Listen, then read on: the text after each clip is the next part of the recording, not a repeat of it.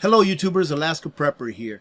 Ladies and gentlemen, for those of you that are new especially, I want to explain to you what this is. This is what I like to call the meats and potatoes portion of yesterday's live stream. So what I do is I take out a segment of yesterday's live stream, condense it, and put it out on a separate video for those of you that don't have an hour and a half to spend going through an entire live stream just to get 10 pure minutes worth of content that is meaningful in the preparedness realm. And yesterday's topic was the 4 pillars of prepping food.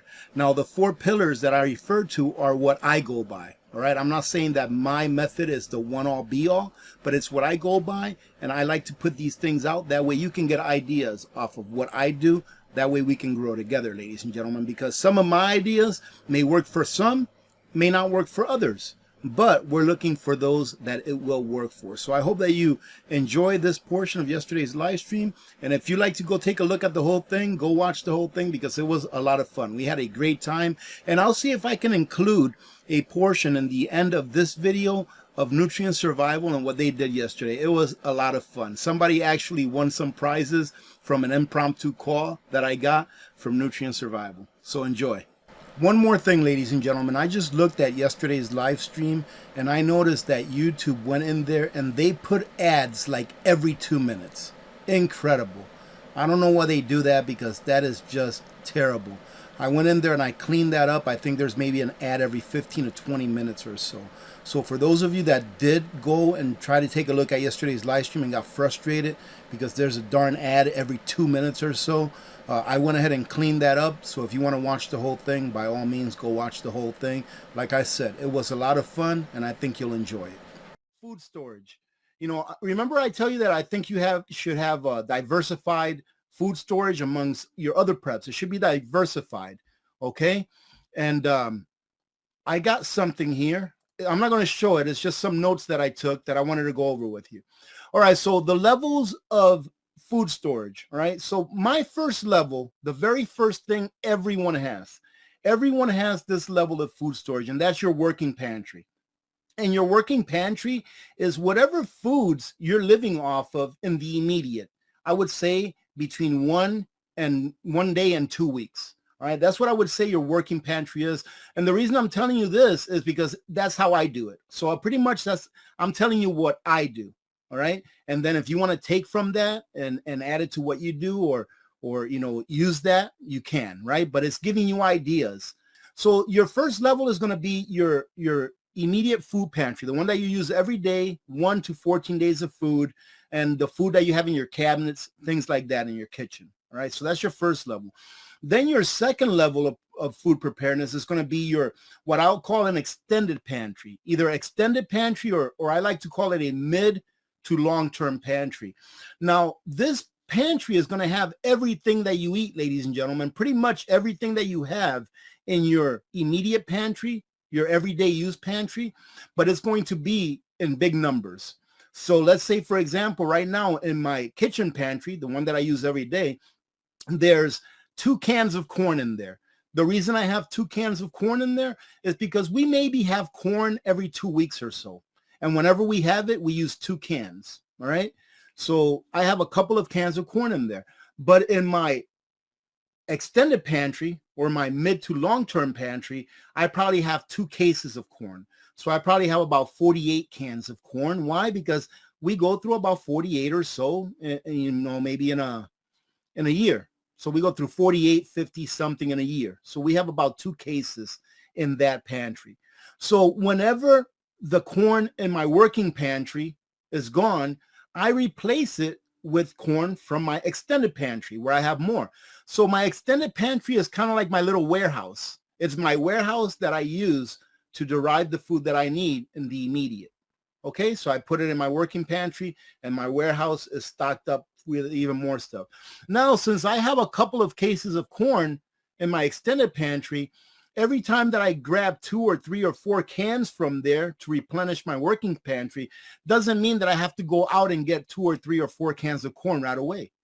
What's nice about having an extended pantry is that since you have a year's supply in there, you can wait till your corn, and when I say corn, it means anything, whatever you want to fill in that blank, all right? You can wait until your corn goes down to maybe where you still have a case left, and wait for sales. So then if you know that you need a case of corn and corn goes on sale, guess what? You can buy it on sale because you know you still have a 6-month supply of corn left, plus you still have what you're using in your regular everyday working pantry. So you see, ladies and gentlemen, you can use prepping to actually save money as well. Once you've got your working pantry and your extended pantry filled in, you can actually save money by waiting for things that you use on a regular basis to go on sale before you buy them, right? The third pier, I guess you can call it pillar, the third pillar of food preparedness would be your long-term food preps. And what do I mean by that?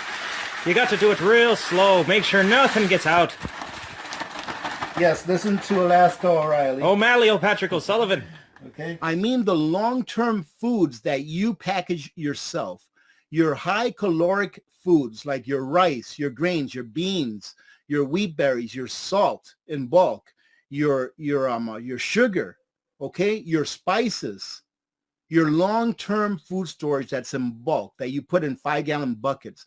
That's going to be your third pillar. So you have a working pantry with a couple of weeks food. You have your extended pantry with up to a year's worth of food. And now you have your long-term, the stuff that you expect to last you 25, 30 years because you've packaged it and stored it in a way that it will last that long. But more importantly, that are very calorically dense. Because if you get into those foods, if you have to get into those foods, it means that you need to get into those foods. For example, my 5-gallon buckets of rice and beans and stuff like that I have that I put away for long term, I don't plan on getting into those unless I have to get into those, right? I don't plan on getting into them unless I have to. Maybe in 20 years, when they're 5 years from their 25-year shelf life or so, I may start rotating them out, but I don't plan on getting to them unless I have to. So that's why you pack those in bulk for long term, because you know you're going to need to get to use them if you ever have to get into them. And then the last one, ladies and gentlemen, would be your oh, you know what? Also your long term, you know, like your 25 years plus. Also, you want to make sure that you have your long-term fats, your lard, your coconut oil, which is my favorite long-term fat, your ghee. Those 3 fats last a very long time on the shelf, which means that you can pack some of those fats away for long-term as well.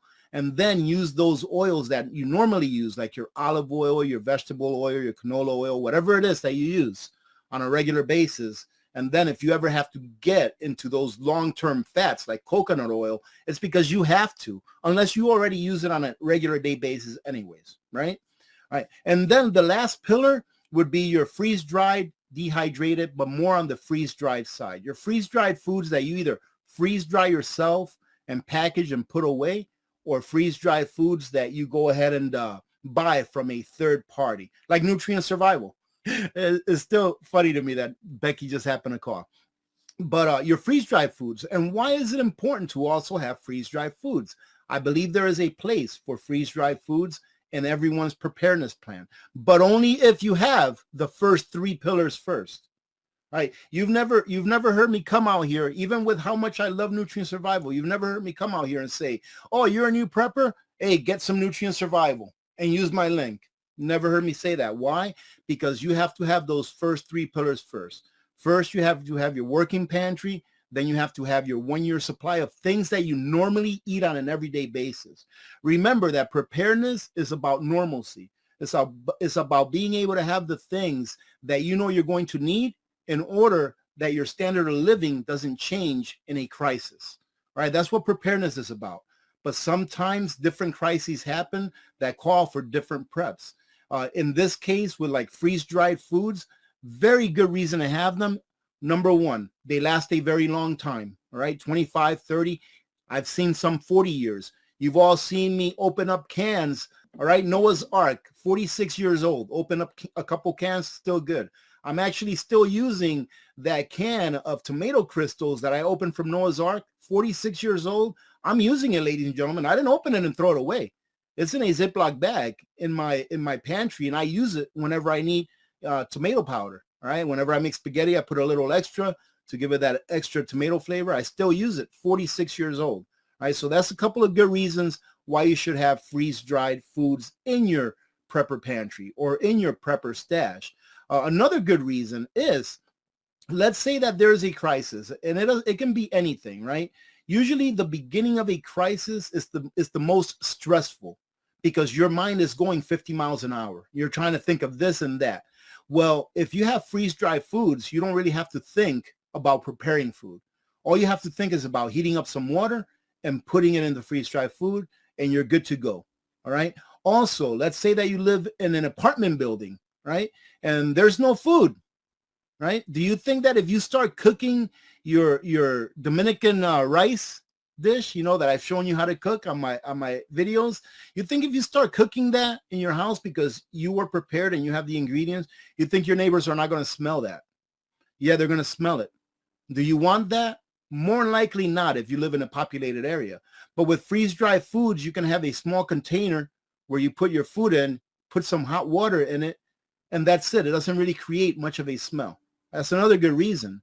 And the last one that I'm going to use is that you don't even have to heat the water. You can just put water in there. If the time came where you didn't even have a way to heat your water, you can rehydrate that food just with water. It may not be as palatable if it's cold water, but it'll still be nutritious.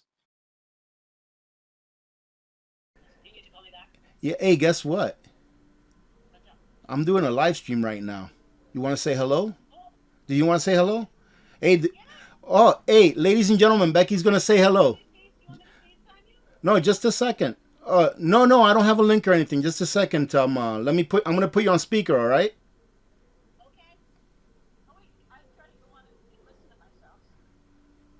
All right, you're on speaker. Say hello. Hi, AP community. This is Becky from Nutrient Survival. How is everybody doing? Oh, Becky, I think I just gave away your phone number. Oh, did you? That's okay. Call me, you guys. Only with positive things, though. Don't worry. I'll go back to the video and make sure I didn't give it away. Hey, are you still there? All right. Hello. Hey, so anyways, go ahead and say hello, and then we'll get off. Okay. Hi, everybody. Hi, AP community. Thinking of you guys. I'll call him back. He's obviously busy. So. Hey, Becky.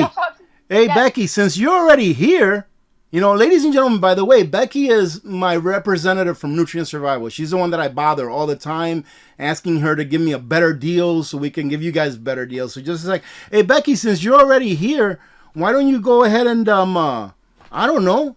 Maybe offer a little giveaway of something or another. Okay, let's do it. You want to do it? All right.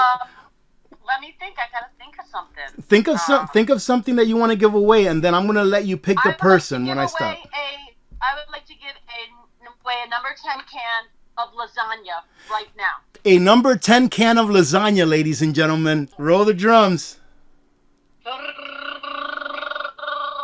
Almost. Oh, look at that. Rock and roll fun. Ladies and gentlemen, I understand that not everyone is in the part of their preparedness plan where they should be storing long-term freeze-dried food. But if you are, take a look at Nutrient Survival. I stand behind this food because it is the most nutrient-dense food in the market. It tastes great, they have outstanding customer service, and the company is run by great people that I call my friends. You're not going to find a more nutrient-dense food that tastes good and is reasonably priced when compared to other major brands. I wouldn't stand behind Nutrient Survival if I didn't personally use it and love it. So feed your freedom with Nutrient Survival.